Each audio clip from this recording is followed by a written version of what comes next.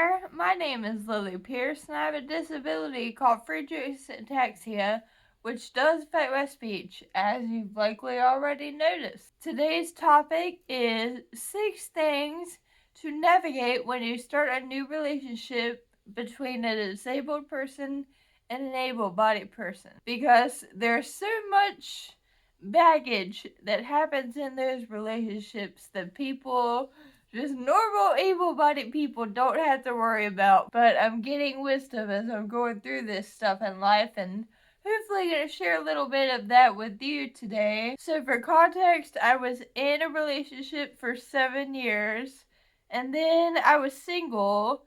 It was the first time I've been single in a long time, and with my disability, I had progressed a lot in that time of being in that relationship. So jumping back out on the dating field was terrifying, and I didn't know what to expect. What I'm realizing in this situation, in my situation, it also applies to basically every relationship. Communication is key. So bearing that baseline in mind, let's just go ahead and go into it. I will say that I've come up with six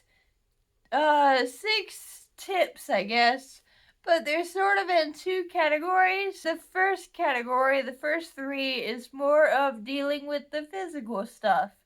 And then the last 3, the second category, is more of dealing with the mental stuff. You know, it all intertwines, but I will say that emotional is definitely part of both physical and mental. So the first category, the first 3 things, the physical stuff, 3 things that you will have to navigate in that new relationship if you're a disabled person dating an able-bodied person or vice versa. You'll need to talk about accommodations, how to help, and how to express gratitude. So when you are first getting into this relationship, you first match on a dating app, or you first message on Facebook, I don't know what. When you're first getting into things, when you're first thinking about going over or meeting up in person, the first thing you'll have to think of is,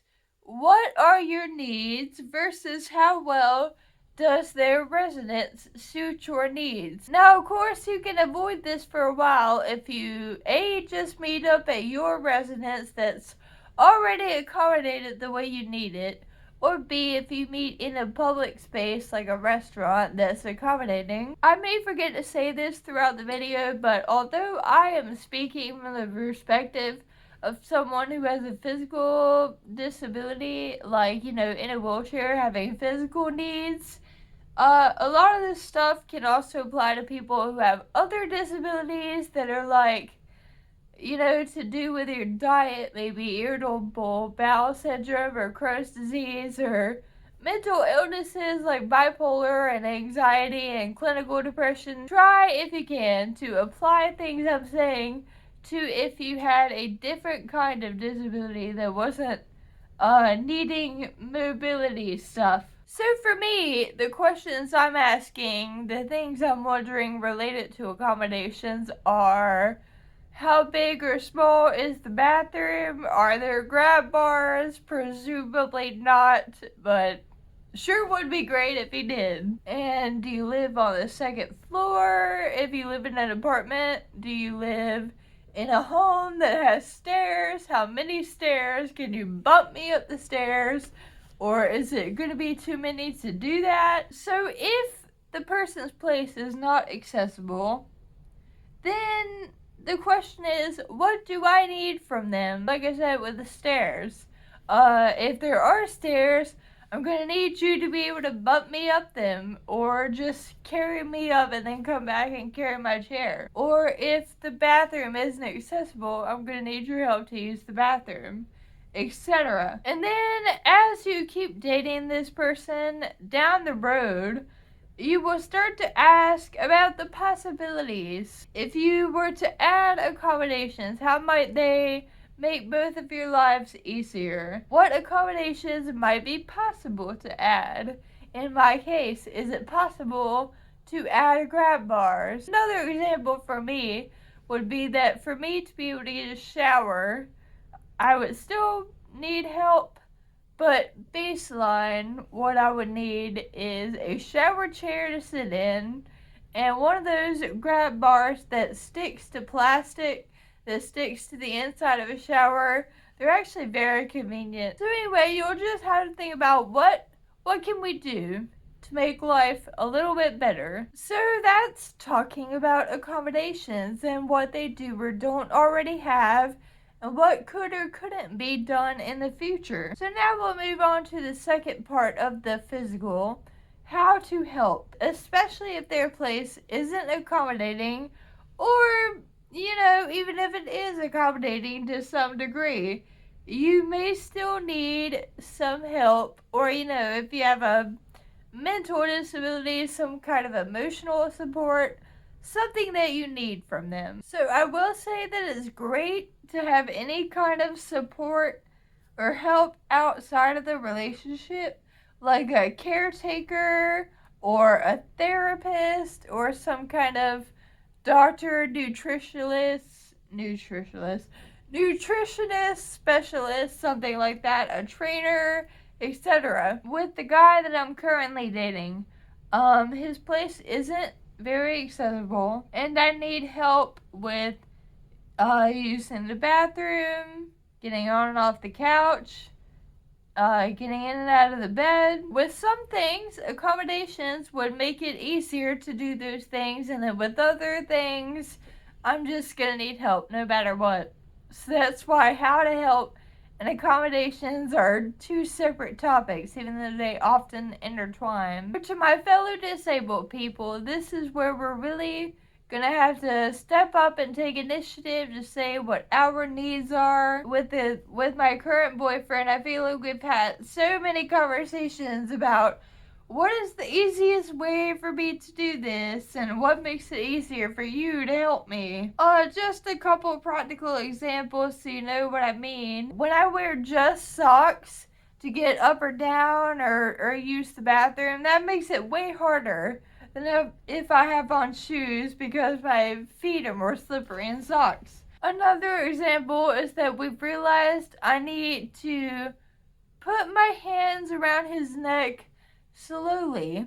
Like, that's how he helps me up and down in a lot of situations, is for me to wrap my arms around his neck and him kind of stand up and me stand up, but using him for balance. But we found out that because of my coordination, if I go too fast with doing that, then I accidentally hit him upside the head.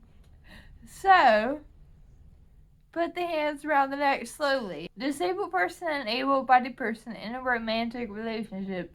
You'll be discussing accommodations, what they have, or what could be done in the future. You'll be discussing what kind of help you need, how they can help you, how you can make it easier for them while they're helping you.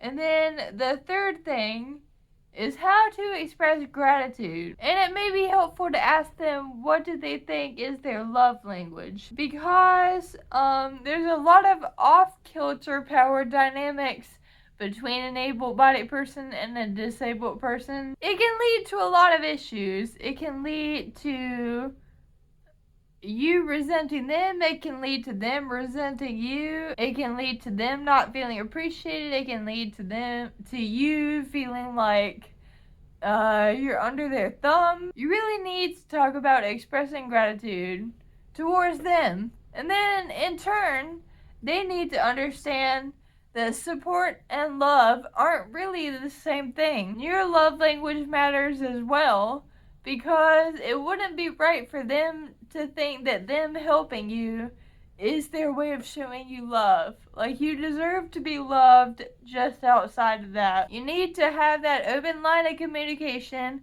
of making them feel appreciated and them making you feel loved in turn. So the second category is the mental. First category, we went over a bunch of physical stuff that's gonna come up in a relationship. This is more mental.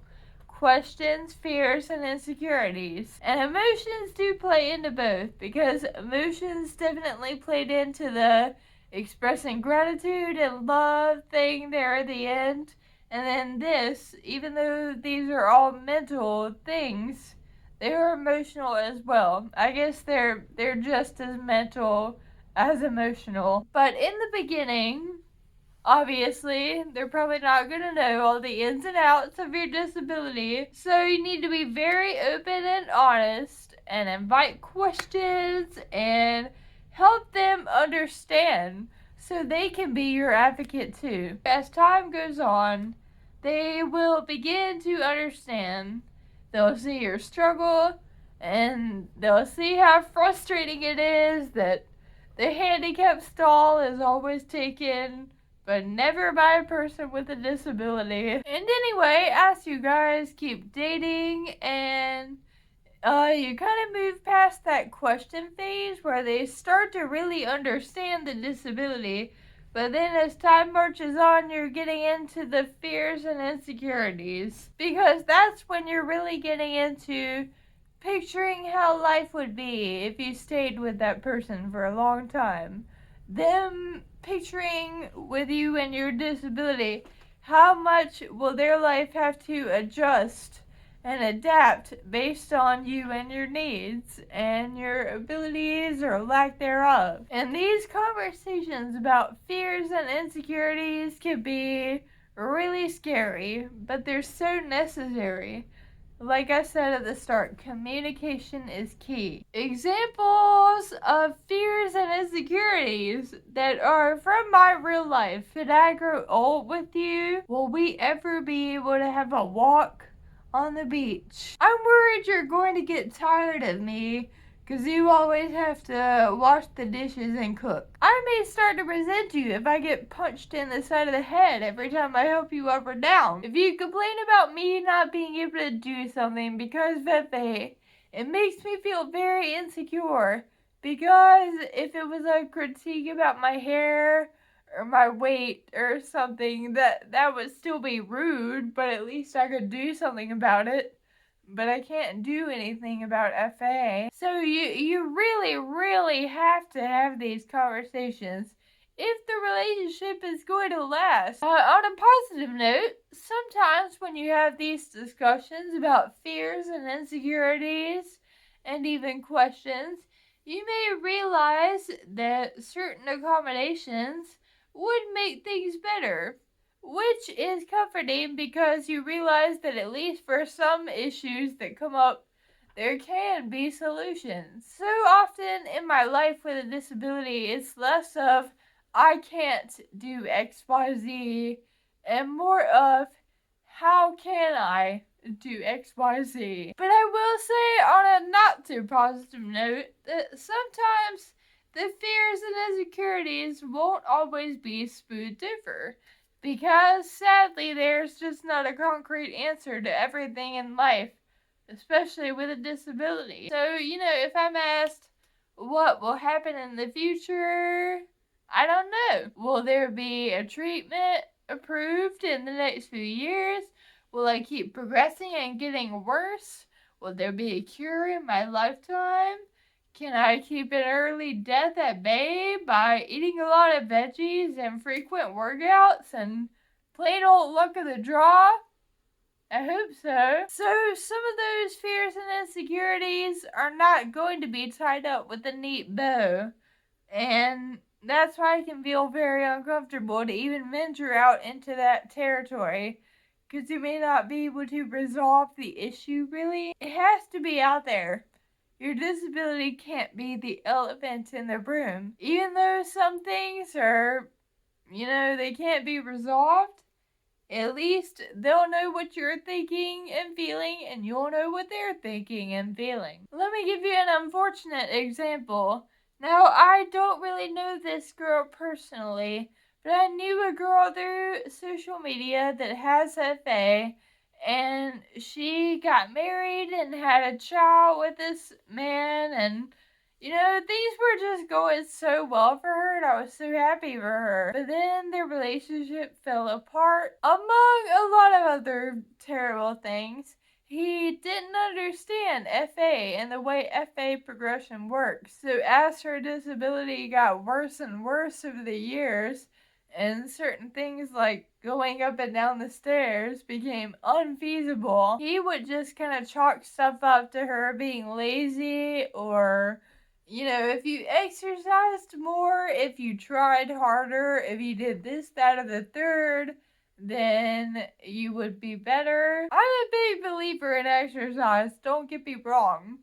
I am a fitness nut, and it makes a big difference. But the point I'm making is that this girl apparently didn't answer the right questions, or I don't know, he didn't ask the right questions, and she should have maybe prompted him to ask more questions. I learned from that you really need to be with someone who completely understands your disability. So when it comes to things that a disabled person and an able-bodied person need to address and work out and navigate in the beginning of a new relationship, it's physical stuff, accommodations, what do they have or not have, what could they add, what could make life easier, accommodation-wise, how to help. How can they help you? How can you make their life easier to make it easier for them to help you? And then, how can you show each other appreciation and gratitude and love? And then the second category was more of mental, emotional stuff. Questions about your disability and fears and insecurities from both of you about what the future may or may not hold, or if you are worried the other person's going to get tired of XYZ, or whatever it may be. And with everything I've said today, what it really all boils down to is communication. And every relationship does better the better the communication is. I just feel like it's very, very necessary in this particular situation, because there is so much baggage that comes with disability, and you don't want something to be an elephant in the room. You want to just acknowledge it and deal with it. I will end by saying that sometimes the greatest things in life are a lot of work, and that applies to us disabled people. So take note, able-bodied people. Anyway, hope you have a great day today. Thank you so much for watching to the end of the video. Let me know in the comments if you have if you have a topic suggestion. Yeah, that's right. And otherwise, I'll see you very soon. Bye.